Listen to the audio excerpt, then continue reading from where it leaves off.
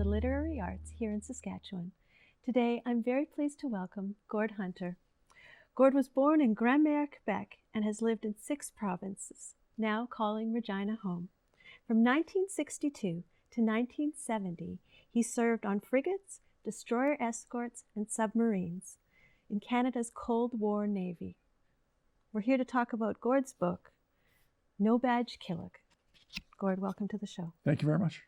So this is, the first thing that caught my attention was the title. And then, and it brings you in because I had no idea what that could possibly mean. So can you start by just telling us what that means? Sure. Going back to the 1500s, a killick was a small anchor.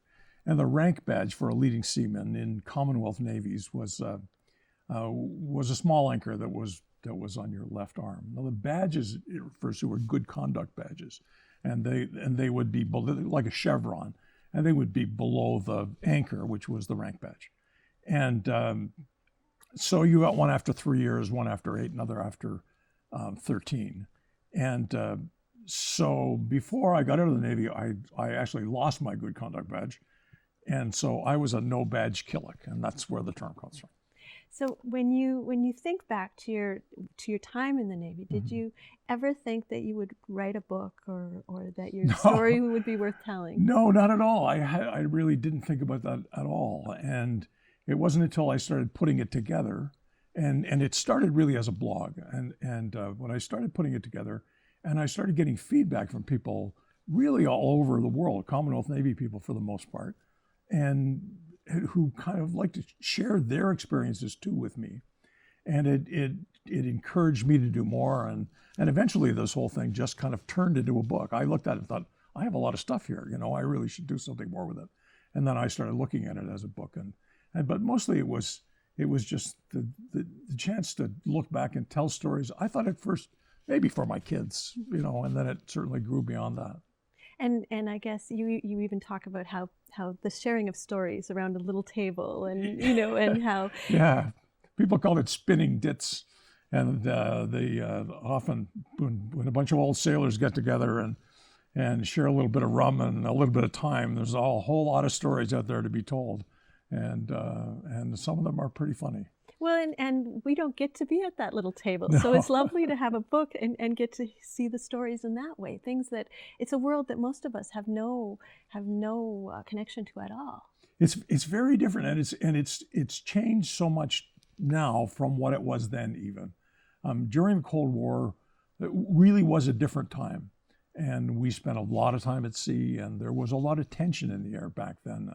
We tracked Soviet submarines. There were spy ships off our coast.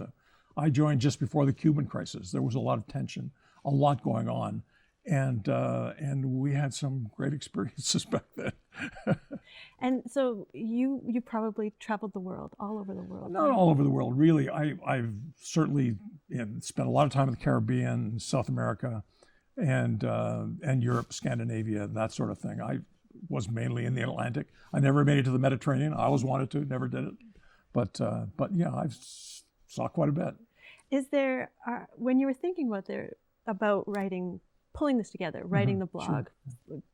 Gathering these stories, were there things that you had completely forgotten and it surprised you that you had some little gems that you hadn't thought about for decades? Absolutely. And when I started putting it together, and 5 stories turned into 7 to 8 to 10 to 15. And sometimes I would think, I would just come to me out of the blue, and I think, I'd forgotten all about that. That's a great story. I'm going to have to put that in the book. And so there were a whole lot of... The interesting thing too is that since writing the book and since it's been out there on the market, I've heard from so many Cold War sailors who are telling me their stories in return, and we're kind of sharing these things back and forth. Because it's such, everybody has a story to tell.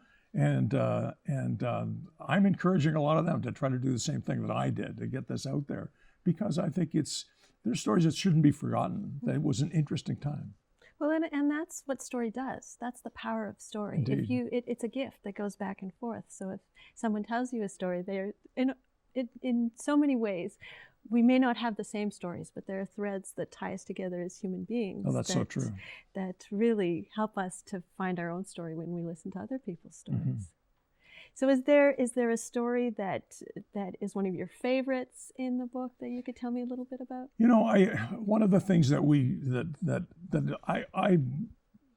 I think like the most about, and most of this was when I was in surfer ships, but if you were heading down out of Halifax down to the Caribbean, for example, after a couple of days you'd move into the Gulf Stream, and the water, the North Atlantic is for the most part deep green color. It often looks gray with overcast skies, and as you moved into the warmer Gulf Stream, the water turned blue, and there's a sort of seaweed called sargassum, which is almost an orange color that floats around. And when we get into the Gulf Stream, we'd start to see flying fish and sharks and things. And so I used to love standing on lookout and watching those flying fish. And they would go 40, 50, 60 meters at a time.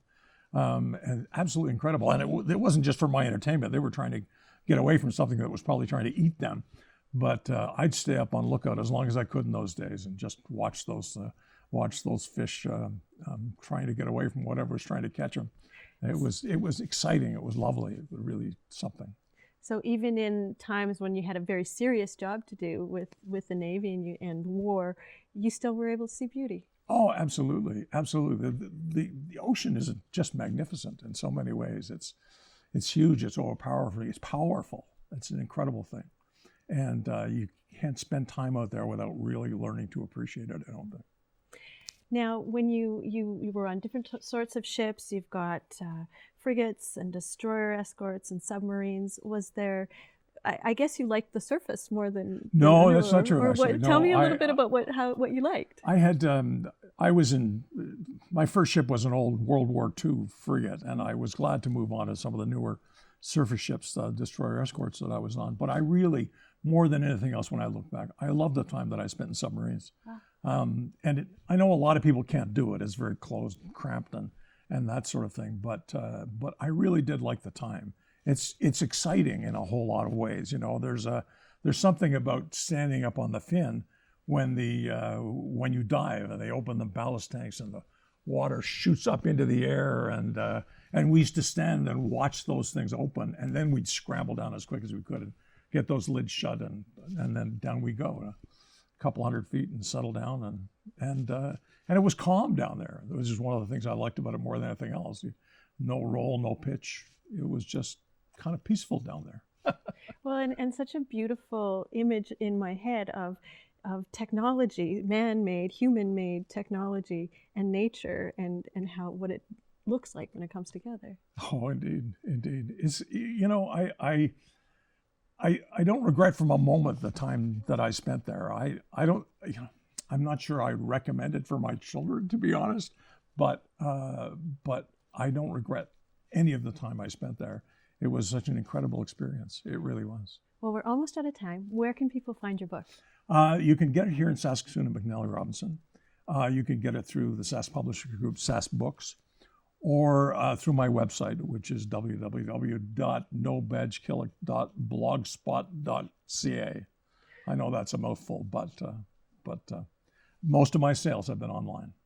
Well, Gord, it's been an absolute pleasure to talk to you today. Thank you so much for being on the show. Well, thank you. I enjoyed it. I'm Danica Lorer, and this has been Lit Happens. You can find past episodes by going to Lit Happens on YouTube. You can find me on Facebook or Instagram or Twitter. And if you have an idea for a segment, please contact me at danicalorer@gmail.com. Thanks for watching.